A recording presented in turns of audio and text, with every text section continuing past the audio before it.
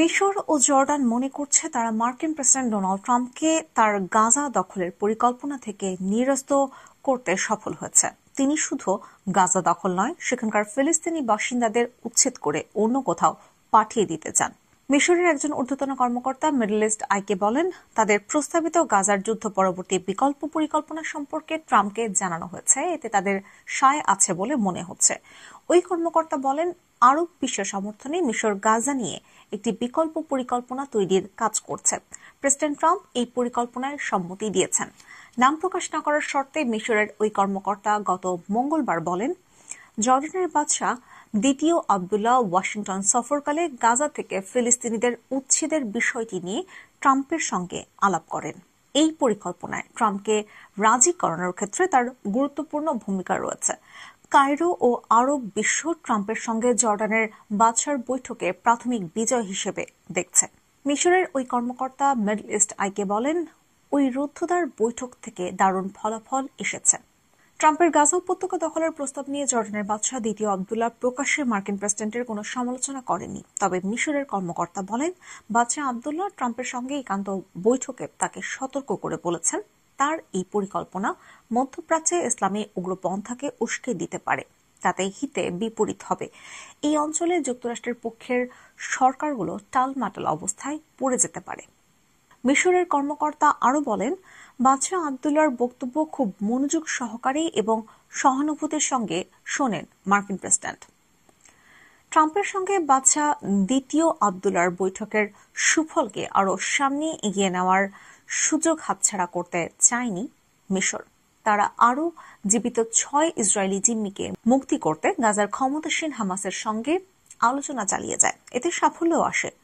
অস্ত্রবিরতি চুক্তিকে আরও পাকাপোক্ত করতে এই জিম্মি চুক্তি বেশ কাজে আসবে বলে আশা করা হচ্ছে।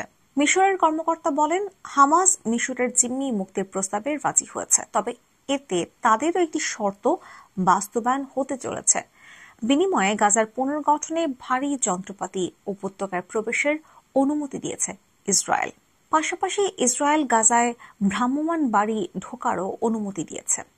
এসব ভ্রাম্যমাণ বাড়ি গাজায় ঢুকতে গেলে এর আগে বাধা দিয়েছিল ইসরায়েল। এর আগে হামাস অভিযোগ তুলেছিল, ইসরায়েল গাজায় খাদ্য সহায়তা ঢুকতে না দিয়ে অস্ত্রবিরতি চুক্তির লঙ্ঘন করছে, এজন্য জিম্মিদের মুক্তি দেওয়া হবে না বলে হুমকি দিয়েছিল তারা। মিশরের কর্মকর্তা বলেন, মিশরের president Abdel Fattah al CC আগামী বৃহস্পতিবার সৌদি আরবের রাজধানী রিয়াদ সফরে যেতে পারেন। গাজা যুদ্ধ পরবর্তী সরকার কেমন হবে সেটা নিয়ে তিনি সেখানে আলোচনা করবেন। বার্তা সংস্থা রয়টার্স প্রথমে সিসির সৌদি সফর নিয়ে প্রতিবেদন প্রকাশ করেছিল। ট্রাম্পের গাজা দখল এবং সেখান থেকে ফিলিস্তিনিদের উচ্ছেদের প্রস্তাব ঘোষণার পরিপ্রেক্ষিতে মধ্যপ্রাচ্য সহ পুরো বিশ্বে সমালোচনা শুরু হয়েছিল। ট্রাম্পের এমন বক্তব্য যুক্তরাষ্ট্রের আরব মিত্রদেরও হতাশ করেছিল। তারা মধ্যপ্রাচ্যে ব্যাপক অস্থিতিশীলতা এবং গাজায় ব্যাপক ইসরায়েলি আগ্রাসনের আশঙ্কা করছিল। কূটনীতিক ও বিশ্লেষকেরা ডোনাল্ড ট্রাম্পের গাজা দখলের ঘোষণা নিয়ে বেশ দ্বন্দ্বে ছিলেন। ট্রাম্প কি সত্যিই গাজা দখল করতে চান, নাকি আরব বিশ্ব থেকে নিজেদের সুবিধা আদায়ের জন্য এই হুমকি দিয়েছেন, তা নিয়ে এক ধরনের ধোঁয়াশায় ছিলেন তারা। ট্রাম্প প্রশাসনের পররাষ্ট্রমন্ত্রী মার্কো রুবিও বলেন, যুক্তরাষ্ট্রের গাজার নিয়ন্ত্রণ পরের বিষয়, তার আগে আরব দেশগুলোর বিকল্প প্রস্তাব দেওয়া উচিত। এরপর থেকে মিশরের পরিকল্পনা বেশ গতি পেতে থাকে। মনে হচ্ছে মার্কিন প্রেসিডেন্টকেও এই পরিকল্পনা প্রভাবিত করেছে। গত সোমবার ইসরায়েল সফরকালে রিপাবলিক সিনেটর লিন্ডসে গ্রাহাম বলেন, যে কোনোভাবেই হোক যুক্তরাষ্ট্রের গাজা দখলের খুব একটা আগ্রহ নেই। ডেমোক্র্যাট সেনেটর রিচার্ড বোমেনথাল বলেন, জর্ডানের বাদশাহ আব্দুল্লাহ তাকে বলেন, ইসরায়েলের সঙ্গে সম্পর্ক স্বাভাবিক করার বিষয়ে আরব রাষ্ট্রগুলোর একটি পরিকল্পনা আছে, তবে এজন্য আগে ফিলিস্তিনিদের স্বশাসনের বিষয়টি ঠিক করতে হবে। এরপরই ইসরায়েলের সঙ্গে এই অঞ্চলের নিরাপত্তায় প্রতিরক্ষা চুক্তি হতে পারে।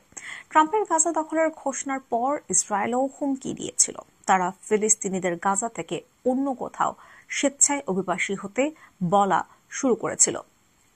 তবে ইসরায়েল বলেছে চলতি সপ্তাহে গাজায় যুদ্ধবিরতির দ্বিতীয় ধাপের আলোচনা শুরু হবে। এতে যুদ্ধ পরবর্তী গাজা শাসন নিয়েও কথা হবে। আরব রাষ্ট্র ও ফিলিস্তিন কর্তৃপক্ষ যুদ্ধ পরবর্তী গাজা উপত্যকার শাসন নিয়ে কয়েকটি পরিকল্পনার কথা তুলে ধরেছে। এতে ফিলিস্তিনের ভেতর ও বাইরে থেকে গাজায় সরকার পরিচালনার কথা বলা হয়েছে, তবে সবই হবে হামাসকে বাদ দিয়ে। পিএ ট্রাম্পের মধ্যপ্রাচ্য বিষয়ক দূত স্টিভ উইটফকে বলেন, গাজা উপত্যকায় একটি সরকার প্রতিষ্ঠা করতে তারা প্রয়োজনে হামাসের মুখোমুখি হতে প্রস্তুত। মিশরের কর্মকর্তা মিডল ইস্ট আইকে বলেন, মিশরের পরিকল্পনা বাস্তবায়ন করার জন্য কোনো ধরনের সংঘাত সংঘর্ষের প্রয়োজন নেই, কারণ হামাস গাজায় নতুন সরকার প্রতিষ্ঠার স্বার্থে নিজেদের দূরে রাখতে সম্মত হয়েছে। তবে তাদের একটি শর্ত, ওই সরকারের পিএর জ্যেষ্ঠ কোনো কর্মকর্তাকে রাখা যাবে না। বার্তা সংস্থা এপির খবরে বলা হয়েছে, মিশরের যুদ্ধ পরবর্তী গাজা পরিকল্পনায় হামাস বা পিএর কোনো কর্মকর্তাকে রাখা হয়নি। প্রতিবেদনে বলা হয়, পিএ পুলিশ বাহিনীর যে অংশ 2007 সাল থেকে গাজায় দায়িত্ব পালন করছে তারাই গাজা পরিচালনায় কাজ করবে। গাজায় 2007 সালের নির্বাচনে জয়ী হয়ে হামাস সরকার গঠন করেছিল। মিডল ইস্ট আইয়ের গত মে মাসে প্রকাশিত এক প্রতিবেদনে বলা হয়েছিল, গাজার ভবিষ্যৎ সরকার গঠনের প্রশ্নে কিছুটা নমনীয় থাকবে। তাদের শর্ত হচ্ছে গাজায় সরকার গড়বে ফিলিস্তিনিরাই, যুক্তরাষ্ট্র বা ইসরায়েলের আরোপিত সরকার এখানে হবে না। তবে কথা হচ্ছে গাজা উপত্যকায় নিরাপত্তার দায়িত্বে কারা থাকবে। যেমন লেবাননের গৃহযুদ্ধের পর 1990 সালে নতুন সরকার গঠিত হয়, তবে হিজবুল্লাহ সশস্ত্র অবস্থায় রয়ে গেছে এবং রাষ্ট্রের বাইরে আলাদা সশস্ত্র বাহিনী হিসেবে তারা কাজ চালিয়ে যাচ্ছে। মিশরের ওই কর্মকর্তা মিডল ইস্ট আইকে বলেন, লেবাননের মতো পরিস্থিতি যাতে এখানে না হয় সেই বিষয়টি উপসাগরীয় দেশগুলো নিশ্চিত করতে চায়। এই কারণে গাজা উপত্যকায় তাদের সক্রিয় ভূমিকা থাকবে। গাজার পুনর্গঠনে বিনিয়োগের মাধ্যমে তারা এই ভূমিকা পালন করে যাবে।